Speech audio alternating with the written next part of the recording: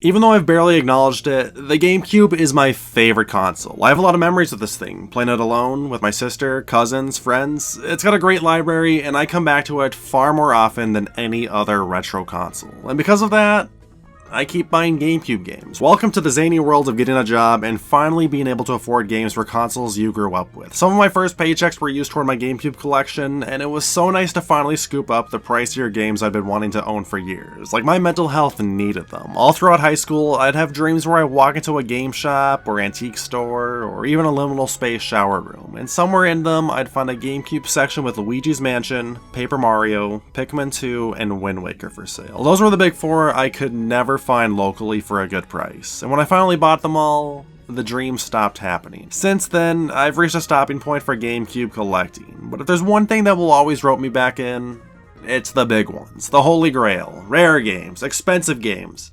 The ones that got away. My white whale for the longest time has been Cubivore. I could have bought it at $40, but due to my lack of resolve, it's beyond $300. And that's just for the disc. Where I'm at in life, I can't justify spending that kind of money for one game. $100 is usually where I draw the line. So it should be an open and shut case. Don't buy Cubivore, save $300. But I have a terrible obsession of browsing its eBay listings. God, I check this page monthly, sometimes even weekly, hoping some sucker who doesn't know what they have is gonna throw a copy up for dirt cheap, buy it now. This is a made-up guy. And when you're wrapped into that mindset for long enough, those Japanese copies sure look enticing. Being as huge of a GameCube fan as I am, of course I import games. The blood sacrifice wasn't enough. There's a couple gems that never hit the States, and thankfully they're games where you don't need to understand a lick of kanji to play. My immediate recommendation is Nintendo Puzzle Collection, which has 4-player versions of Dr. Mario, Yoshi's Cookie, and Panel de Pon. This game was actually slated for a worldwide release, but I guess we weren't worthy enough. DreamX TV is a bizarre Smash Bros. Clone featuring Konami, Hudson, and Takara characters. The controls are stiff, but the novelty of such a random crossover existing makes all its flaws worth ignoring. Kerr and Squash might be right down your alley if you like the wire loop game, and Donkey Konga 3 is there for the 18 of us who actually enjoy the franchise. Even if you aren't interested in the exclusives, importing is a great way to get games at cheaper prices. Like, that's why I bought Cubivore. And Pokemon Box. Fun fact. This is a paperweight. But importing these games isn't enough. The GameCube is region locked, which means you'll need an action replay and an extra memory card, because some games like to format them, and I'm speaking from experience. Disc in, disc out, disc in, presto. We just defied Nintendo. Now wait just a second. Did you really think this was going to be a review of the Japanese version of Cubivore? I have aspirations of not living in an endless cycle where I dream about buying video games at imaginary stores. So I did it. I paid the premium. I bought an English copy of Cubivore just so I could review it. $300 down the drain. Who needs financial stability anyways? I mean, when you consider how many games I've bought and never opened, geez, playing the expensive one? Yeah, I guess being broke was destiny at this point.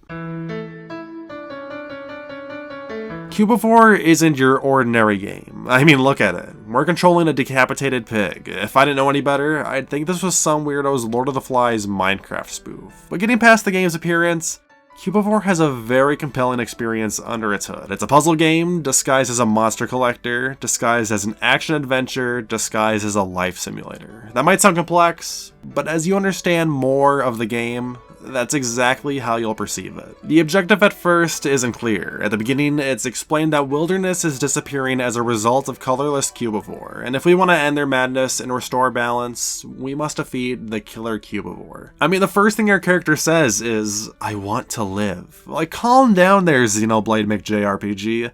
You are a pig. And with that, we're thrown into the world as an infant, eating animals and mutating, normal pig things. Very little's explained, and the game pushes you to rely on instinct, much like a wild animal would. And depending on how fast you can figure out a purpose to your life, the more enjoyment you'll get out of the game, because you can just blaze through every level if you want.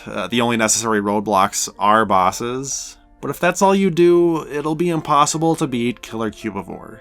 and that's because you need to mutate into 100 different creatures. So let's explain the mechanics. There's 5 types of Cubivore, all defined by their color: red, yellow, blue, purple, and gray. Reds have strong defenses and can jump higher to avoid attacks. Yellow excels at offense but has short range. Blue can leap the furthest but is often handicapped by traveling sideways, misaligning your aim by 90 degrees. Purple can dash backwards without using stamina, but sometimes walk backwards normally. And grays dash the fastest while using stamina and are pretty solid all around. Mutations, pretty simple. You eat a red guy, you become a red guy. But there's more to it. Each color has 2 shades, so pale blue and dark blue will both count toward your 100. You can also mash the 2 together for a 3rd shade, but that requires growing another limb.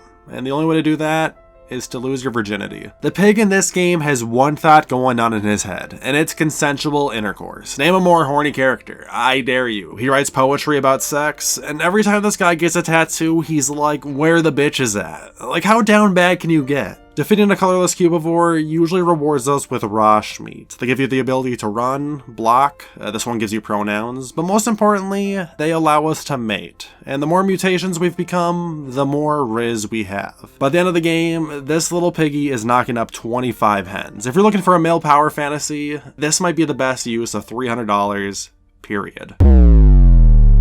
The orgy was so good, we died. So it turns out the only way to get another limb is to be born with one, which means to get more limbs, we need to beat more bosses and bang more chicks. But the way the story handles this mechanic is surprisingly deep. This new pig isn't just our offspring. That's still us. Our consciousness was transferred. One of Cubivore's biggest themes is the concept of rebirth. As we keep mating and become new pigs, our character begins to question who they were. And after undergoing so many mutations, what they are. It's a cool angle to the Theseus paradox. Am I still me? At one point, we encounter the ultimate, who eats us, and we end up in the afterlife, which is a weirdly positioned tutorial 1 hour into the game. But when we come out of it, we're born as a bear with the foggiest memories of our past, understanding we were alive before, but not what we were before. It's only after seeing Wild Hogs that sets into motion the realization of samsara.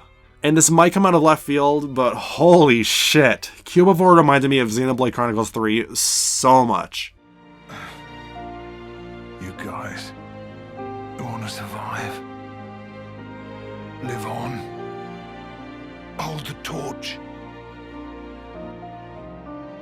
You kids don't need to be fighting each other. Not anymore. So let's get into the gameplay. I called Cubivore a life sim, an action adventure, a monster collector, and a puzzle game. But what do I mean by that? At its core, Cubivore is a game about being an animal, eating animals, survival of the fittest, life sim. But then you're traveling around the world and fighting bosses. Action adventure. I said you gotta mutate into 100 different Cubivore, and that's where the game really evolves. In total, there's actually 150 mutations, and all I've explained is that there's 5 colors, 3 shades, and when you have sex, you grow another arm. And to give you the bigger picture, there's a 3rd shade of colors, the most limbs you can have is 6, and you become a chicken after the bear. So let's talk about colors and why this is a puzzle game. I've already mentioned the pale, dark, and pale dark shades, but there's also solid colors called rage, and these can mix with other colors to produce clash. Consider them harder versions of the lighter shades, since their mutations require a strategized diet. Mutating isn't as simple as eating. Every limb needs to follow the same rules. Pale grays need to be pale gray, but clash blues need rage blue, purple, and yellow. If so much as a foot is the wrong color, your crusty ass ain't changing. And what makes this so challenging are the limited rations of Cubivore to work with. It won't be possible to get every mutation in a single go, so it's important to survey the landscape to determine the most efficient order to eat these bastards. And thankfully, there's a couple tools at your disposal to make this in adjacent difficulty. With 3 limbs, you can swipe 2 colors off a Cubivore. Only want 1, just hold X to take the color you're biting. And when you have 5 limbs, you can take 3 at a time, or 1, no in between. It's definitely frustrating learning this mechanic, especially since it's hard to know what you'll eat past the initial color you're biting. And with clashes being multiple colors, sometimes all 5 at once, getting the selection you want is like playing the lottery. But I noticed they might be predetermined. Like here, I wanted the red off this guy, but no matter how many times I bit him, only black or yellow went in my mouth. And to make it more misleading, this glowing effect cycles colors on the Cubivore you're targeting as if you could time it to choose a desired color, when in reality, red was never an option. At least the other tool makes up for it. More games need a poop button. Ate the wrong color? Not a problem, chief. Let me just slide it through my colon real quick and get back to business. There's a few occasions where the only way to get mutations is to eat Clash Cubivore and shit half of them out, and it's without a doubt the most tedious part of the game. You can only remove the newest color in your stomach, which makes some mutations require lucky breaks where the randomized colors you eat need to line up in just the right way so you can squat out the outlier and pray to RNGesus for one more lucky roll. There's definitely enough opportunities to get all 150 mutations in 2 playthroughs, but for the majority of players who won't grasp the point of the game until way later, they should be able to hit 100 in the same amount of time. And since I mentioned it, Cubivore is a game you'll likely be playing multiple times to beat. There's the pig lap, then the bear, and finally a chicken. And when you complete the chicken leg, you'll either return to the pig levels in a new game plus, where rage and clash enemies are introduced and more locations are unlocked, or if you have mutated 100 times, you'll be sent to a land where all wilderness has been stolen and get to fight every single boss at the same time. Iconic bosses like Health Inspector, District Attorney, CEO, and Muscle Man. You know who else is an iconic boss? My mom! If I had to pick the most charming thing about Cubivore, it's the names every creature has. Magnum, Stapler, Harem, Ceiling Fan, Tuning Fork. I am Mobius. Centipede. I hope someone got a raise for naming this one Triangle. If you use your imagination, most of these names make perfect sense, but finding out creatures are named Mullet and Bag Lady makes it really exciting to play more and discover what everything is called. But returning to bosses galore, it's a cakewalk. This is the game's victory lap, and for putting up with all its issues, you get to stomp over every boss like they're ants. Beat them all, and you'll meet Killer Cubivore, which is the finale's real trial, as you're up against 6-legged rages of all 5 colors, so their stats are maxed out, making it pretty difficult to close in on any one of them. And what makes it just a little bit tougher is that you still need to worry about the order you're eating these guys, since a consecutive yellow and red or red and blue can mutate you down into a clash, debuffing you for the rest of the fight. And I like how Killer Cubivore hangs in the back, waiting for you to beat its lackeys. It's so intimidating. If this game ever gets a full-on remake, I think Killer Cubivore has lots of potential as a character, being the perfect foil to ourselves. In our journey to dethrone him, we had to become the proverbial king of Cubivores, a role built on the graves of the wilderness. And after undergoing so many mutations, the wilderness has consumed our mind, and the difference between us and Killer Cubivore becomes much more gray than when we started. We embody the wild in its bloody, predatory nature, the apex of the food chain, a mindless demon whose most dominant instinct is destruction. The story infers that once we mutate 150 times, we'll lose control of ourselves, and after that, the world is at our mercy. But interestingly, the manual tells a different tale. In reality, wilderness is the equivalent to hope and the desire to live. Cubivore becoming darker colors as the game progresses isn't just a difficulty curve or a coincidence due to where our reincarnations are born. They're becoming darker because they believe in us. They're growing stronger so we can bring the world back to normal, sacrificing themselves to us for the greater good. And when we do reach 150 mutations and eradicate the colorless Cubivore, well, for starters, our skin changes to a more realistic texture. Fun fact, if you get 100 mutations before New Game Plus starts, you'll unlock these skins early. But once the game is completed, the only place we can visit is Shangri-La, a land with every Cubivore where nobody has to fight anymore. A land where everyone can survive together. And it's all thanks to this sad sack of shit. Poor little guy became an ARC storing data of every species in the world and got depression. This is a guy who regrets having sex. So what do you say? Is Cubivore worth $300?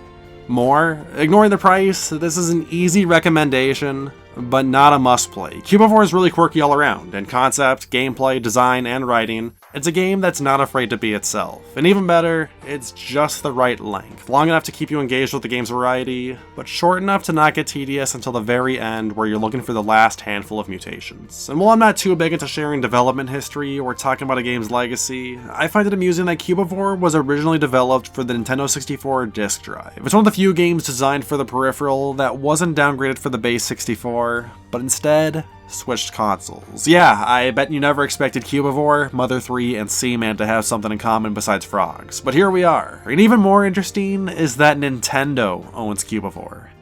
They just didn't want to publish it outside of Japan. It's all thanks to the probably stupid financial decision by Atlus that this even made it to the States. They made toys for this game. What, were they expecting a TV show too? But just because Nintendo abandoned the game doesn't mean they've forgotten it. Cubivore has made 2, technically 3 cameos in Super Smash Bros, so cross your fingers, this franchise still has hope. And I think there's a lot that could do with a reboot, because we have the skeleton of an awesome game already here. But if they double down on the writing and rework combat and mutations to include more diversity through skills or elements, give it the HD glow up, and fuck it, add PvP, oh man, this game could be amazing.